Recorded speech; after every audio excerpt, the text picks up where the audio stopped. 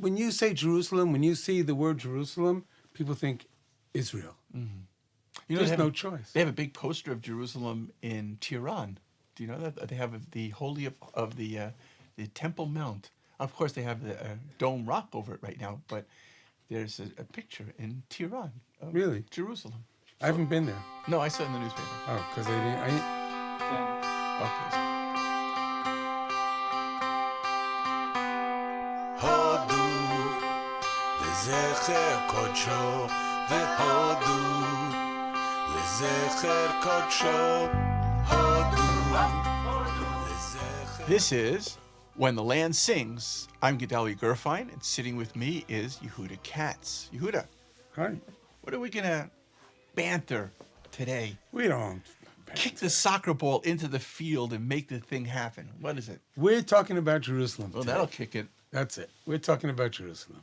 Right. City of peace. Right. Shalom. What's the first part, though? Yuru. Yeah, I don't know. You Yuru. run first? Shalom. Yeah, Yeru Shalom. Yuru. Okay. Shalom. What's the Yuru? You know that in Guru? the prophets. You know in the prophets Yeah. of Isaiah, Yes. when he writes the word what we call Jerusalem, or in Hebrew today we call Yerushalayim. He writes Yerushalem, the city of completeness. Oh, Shalem. Yeah. It's interesting. The word Shalom, which means peace in Hebrew, and the same letters with different vowels, Shalem means whole and complete. What else does it mean in modern Hebrew? Hello. To pay. Allah Shalem. Yes. When you pay To off pay. all your debts, you feel good. Feel complete. Complete. Exactly. The word Yuru means to teach. So to teach peace is the name of Jerusalem. That's right. Wow. Because peace is and will be flowing from Jerusalem. Maybe just comes down to when we're ready for it. Right. Right. That's a good point. By the way, speaking of ready, I remember once you told me a piece about something with Reb Moshe Simcha. Didn't that something you ring a bell?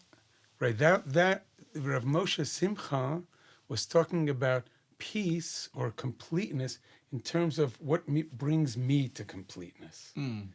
And he was saying that, as Rabbi Nachman of Breslov teaches, you have to always be besimcha, always be with joy. Because the minute that you're sad, you become fragmented. And then you no longer have the whole. You can't be in a state of Or you're in a hole. holiness. Oh, yeah, you're in a hole. Right. You got to fix that hole. Right. Where the rain gets in. That's right. Okay. Well, we don't want to quote too much other artists who might get in trouble. But anyway,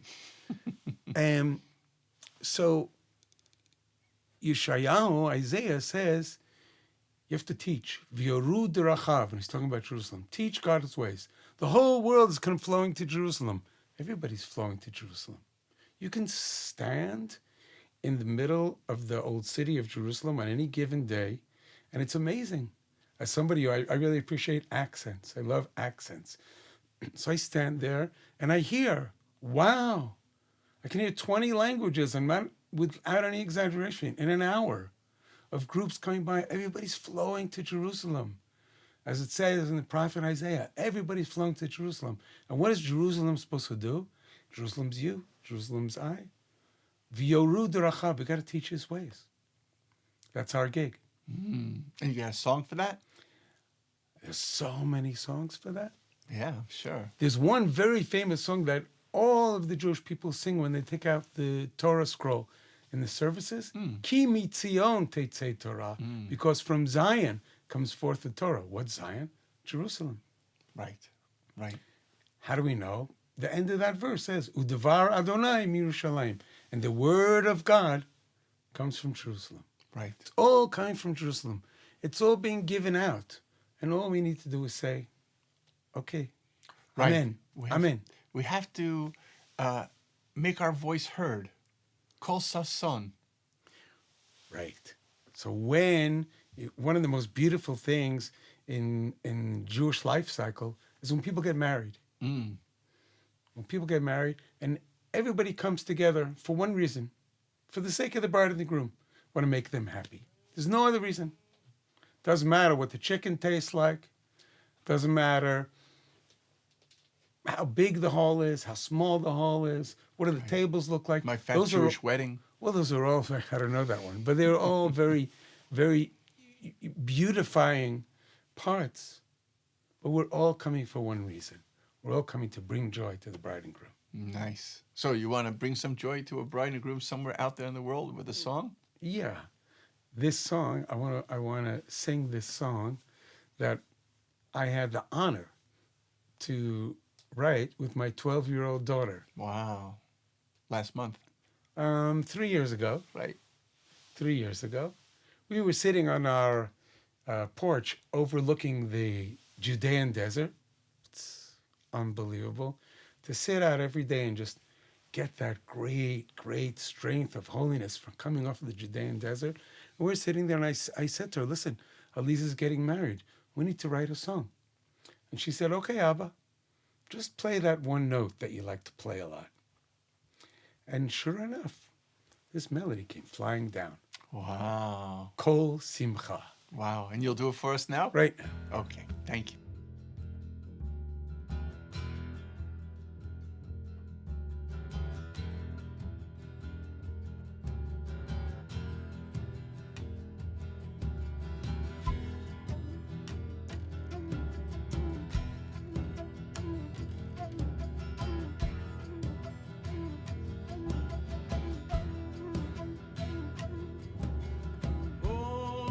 תשמע בערי יהודה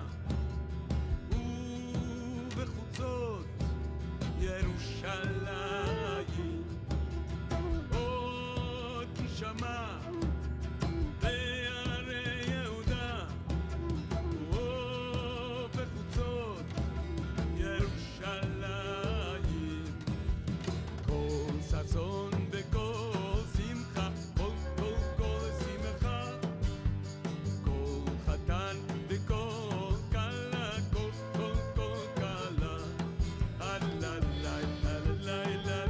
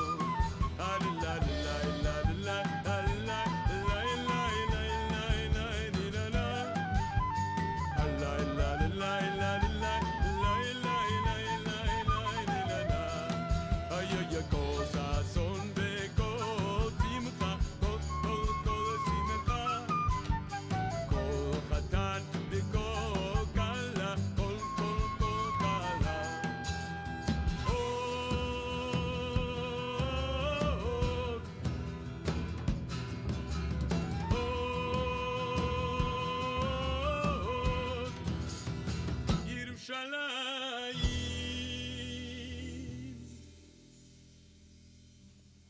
That was really good. Thank you. That was a great song. I love it. I enjoy Thanks. it. And I was looking here at something while that was going on about a sort of a very deep insight as to the idea of bride and groom. In Hebrew, the word for the groom is chatan, and for the bride is kala. But it represents two components that create, coming back to what we spoke about in an earlier show, it talks about how to create oneness between man and woman. So the man is chatan. Chatan in Hebrew means chet, which is the number 8, is given. Tain, chet, tain. He gives the infinite to his wife. He takes from the highest above the 7 levels of creation. It goes to the 8th level, the infinite level. It's sort of funny. If you ever look at the number 8 and you put it on its side, it looks like infinite. Yeah. So he takes the 8 and he gives it to her. He brings the ideas into the world, but she is the perfection. That's why she's called the house, because creation is the house of God. And what is she? She's the kaf lamed of the hay. She is the call, the everything of the 5 worlds of creation. Wow. So she knows how to take the infinite that her husband brings her, and she knows how to manifest it into every aspect of life in this world. Wow, that should be that's a great blessing for all the young couples out there. Yes, Huh? amen, amen. So this song, which I had the honor to write for one of my daughter's weddings, I like to say better received. You know, the melody just comes flying down sometimes, thank God. So here we're saying, Od Yishama Be'arei Yehudah. I like to translate it, soon it will be heard. But Od really means it will still be heard. In other words, it's there, waiting to be heard. Od Yishama Be'arei Yehudah, in the city of Judah, which is Jerusalem, where the tribe of Judah was king. U'v'chutzot Yerushalayim, and in the outskirts of Jerusalem, the joy will be so great that it'll go beyond Jerusalem. Kol sason v'kol simcha, what will you hear? The voice of joy. V'kol simcha, the voice of happiness. Kol chatan, the voice of the groom. V'kol kala, and the voice of the bride. As you said, and it'll all be one. So, you know, I was talking before about the chicken and the... Egg? No, I knew you were going to say that, about the chicken and the photography. Nothing personal. When I was talking about that, I was talking about it because I was reminding myself in my mind that my teacher, Rabbi Shlomo Kalabach, used to tell us in the name of Rabbi Nachman of Breslov, how do you know if somebody went to a wedding? I'm in a conversation with you and saying, weddings in among the Jewish people and in Israel, even still today, you can have hundreds and hundreds of people come to a wedding. Everybody's one big family here. Rabbi Nachman says, who was really at the wedding? When he said somebody, how was the wedding? And he said, wow, the bride and groom were shining brightly. Nice. So you know that person was at the wedding. Nice. I hate to do this, but you remind me of a joke. Okay. They say that there are these Jewish women in a restaurant, and the Jewish waiter comes over and he says, ladies, is nothing okay? Okay, well, this is everything. Everything's okay. Everything's okay. So maybe it'll be okay if you want to sing the song and teach the people a little Yeah, bit? yeah. That'll be cool. By the way, you always say, let me get my guitar. How do you know this is really your guitar? It's okay. Is it my guitar in I the mean, deeper but sense? Do you reckon if I put a 10 across the wall, will you know which one's yours? Like Yeah, I line think up so. in a police thing? Certainly if I picked it up and held it. Okay. So I said before that this song really came down out of one note. I was just going like this. For some reason, my daughter hears me playing that note, I guess, more than any other note. So she said, just, Abba, play that note. And I just started going. And I said, you want some more of this note? So I started to sing, Od, which means more. It just reminds me, when it comes to stuff, let's call it, you're not really supposed to want more all the time. Whatever you get, okay, I'm happy, thank you very much. When it comes to spiritual stuff, give me some more. Right. I always want more. Why? Right. Because God is Ein Sof. Infinity. Right. There's no end to that. Let me have some more. Right, so like instead of one note samba, it's a one note simcha. Oh, yeah. So teach the song to the people, man.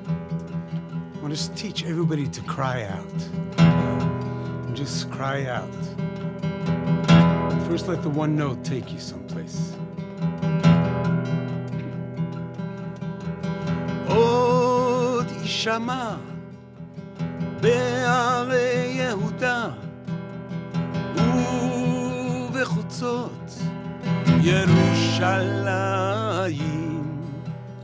עוד יישמע בערי יהודה ובחוצות ירושלים. You notice in the second part, as happens to me very often, I like to leave the words and just get to that nigun that we spoke before of.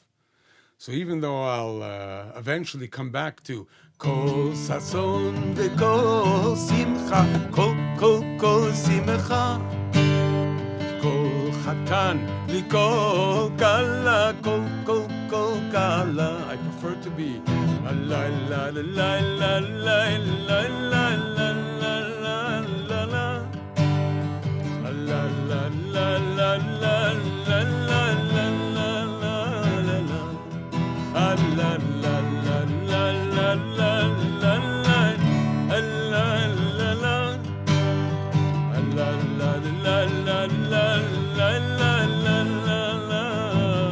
we're calling out,